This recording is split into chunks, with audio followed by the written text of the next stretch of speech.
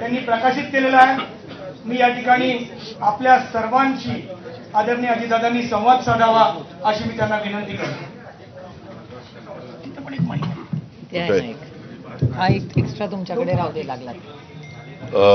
उपस्थित खासदार सुप्रिया सुळे, खासदार डॉक्टर अमोल कोल्हेजी, श्रीकांत पाटील, सुभाष जगताप, चेतन तुपे पाटील, दीपक भाऊ मानकर, विजयराव कोलते, भीम आर्मीचे प्रदेशाध्यक्ष सीतारामजी गंगावणे, विशाल मनाली, सर्व उपस्थित, विकासराव, राजलक्ष्मीताई, सर्व उपस्थित दोन्ही राष्ट्रवादी काँग्रेस पक्षाचे सन्माननीय पदाधिकारी, तसंच उपस्थित असणारे माझ्या पत्रकार बांधवांनो आणि तरुण मित्रांनो, आपल्याला सगळ्यांना माहिती आहे की 2 दिवसापूर्वी ह्याच ठिकाणी अलार्म वाजून 1 अलार्म 5 काम अशा प्रकारची घोषणा आम्ही दोन्ही राष्ट्रवादी काँग्रेस पक्षाच्या वतीनं केलेली होती, पत्रकार परिषदेत केलेली होती।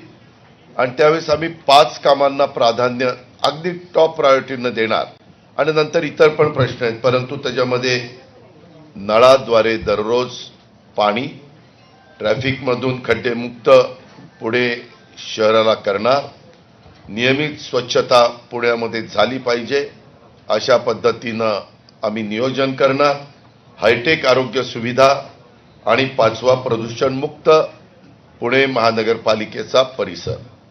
आणि ही 5 कामं करण्याचा आमचा पत्रकार मित्रांनो पक्का वादा आहे।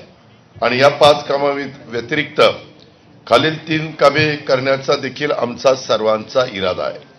त्याच्यामध्ये आपल्या इथं झोपडपट्ट्या आहेत, त्या झोपडपट्ट्याचं पुनर्वसन आणि विशेषतः जुन्या इमारतींचा पुनर्विकास।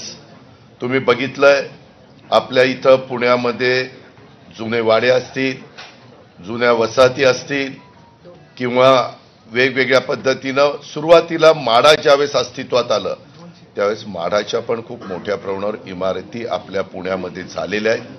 त्याचा आता पुनर्विकास करणं काळाची गरज बनलेली आहे आणि त्याच्यामुळे सरकारने पण UDCPR मध्ये वेगवेगळ्या प्रकारचे त्याच्यामध्ये TDR असेल, त्याचा FSI असेल, ह्याच्यामध्ये काही बदल केलेले आहेत आणि म्हणून फॅमिली वाढलेल्या आहे।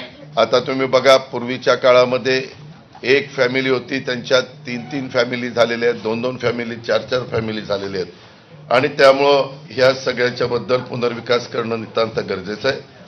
पुणेकरांच्या प्रति उत्तरदायित्व म्हणून काही विशेष गोष्टी ह्या आम्ही त्याच्यामध्ये करतोय आणि 150 पुणे मॉडेल शाळांची उभारणी, आपल्या पुण्यामध्ये विद्येचं माहेरघर आहे त्यावेळेस एक मॉडेल शाळा अशा